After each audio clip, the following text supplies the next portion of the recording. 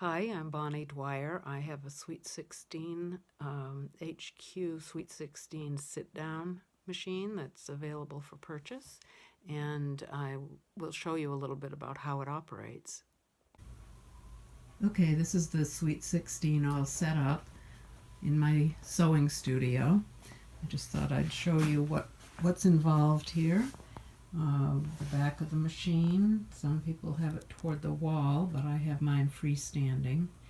And this is the connection for the stitch regulator, the True Stitch, and I happen to have it velcroed onto the side of my machine so that it doesn't slide around.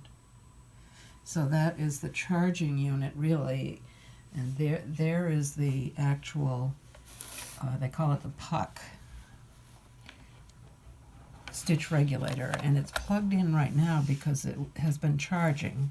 It can be used without the plug once it's all charged up, and you can either attach it to the side of your quilt and it rides along, and as you move the quilt it regulates the speed. I have a tendency to prefer to use it differently, and what you do is you put it underneath your quilt sandwich, and there's a strong magnet that holds it in place, and as you move around, that's what regulates the stitch. You do have to remember, though, to turn it on. So that's all set to go. I will demonstrate. Okay, I'm assuming here that you already know about the specifications and how the HQ Sweet 16 works, but just so you know, there's this control screen. It's probably see, you can do manual mode, which shows you the pedal is in control, or you can do regulated when you have the stitch regulator, which is called a True Stitch, and it looks like this. Mine is all charged and ready to go. You can have the needle stop up or down. I prefer it down most of the time to maintain control. And then your speed, you can decide how fast you want to go and how many stitches per inch. You can regulate that, like 8, 7. I tend to go with 9 stitches per inch and 30% on the speed. I think, I think some people go much slower than that, but I'm not patient enough. So anyway, here's what we're doing, and I'll see if I can get this ready to go and demonstrate. So I have started on this, and I'm going to do a few more stitching lines just as a demonstration. So anyway, here's the stitch regulator, and I prefer not to use the clasp puck holder, which you can add to the clip onto the side, and it moves with your quilt. This has been charged up, so I can remove the cable and get that out of the way.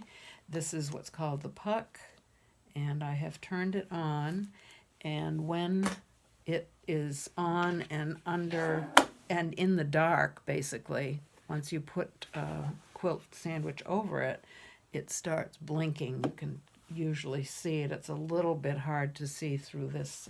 This is actually a lightweight wool, and so it's a little bit hard to see. So I've been doing this wonky star quilt, and I wanted to do, let me just show one place that I might do. I'm going to try to go along as a stitch in the ditch, which is harder than it seems like it should be. So you can see that the puck is riding right along with the quilt. So I like to start on an outside edge, and I usually do a needle down and then a needle up, and then pull the upper thread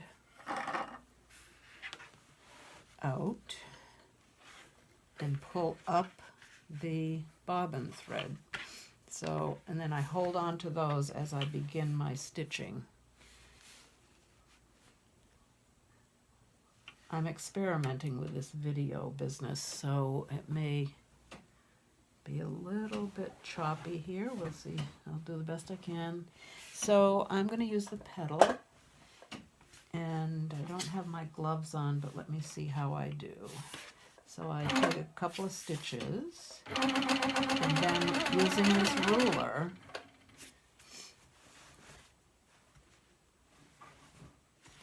using this handy quilter ruler that I got with the machine, I kind of line it up. There's a lot of eyeballing in this. Kind of line it up. I want to be sure I stay in the ditch as much as possible. So you can see as I continue, if I pull the quilt faster or slower, it speeds up or slows down the actual speed of stitching. So that's the stitch regulator doing its job. I think I should have put gloves on. Here we go.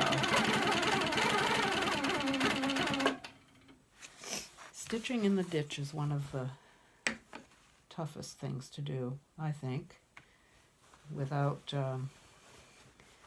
wobbling onto part of a side seam.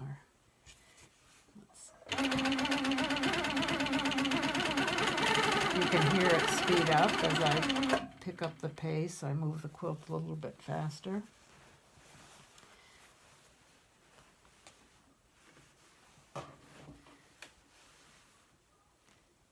Using rulers, ruler work is a lot more demanding of time and patience, I think, than free motion. I'm constantly stopping to adjust the quilt sandwich and the ruler. So the idea is to hold your hand as close to the ruler, as close to the edge of the ruler as possible.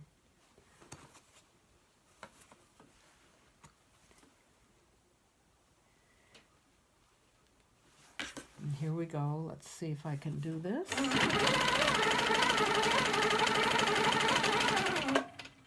So I'm a little off, and I'm going to just tweak the ruler a little bit and get closer to that ditch that I'm supposed to be in.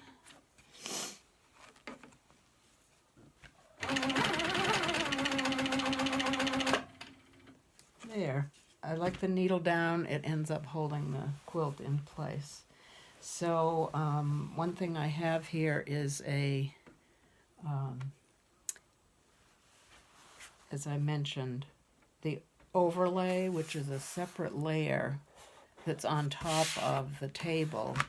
And what that does is give you a smoother surface around the needle, around the throat of the machine, to even up your quilting surface, and helps with ruler work and helps with sliding the quilt. So that's it for now.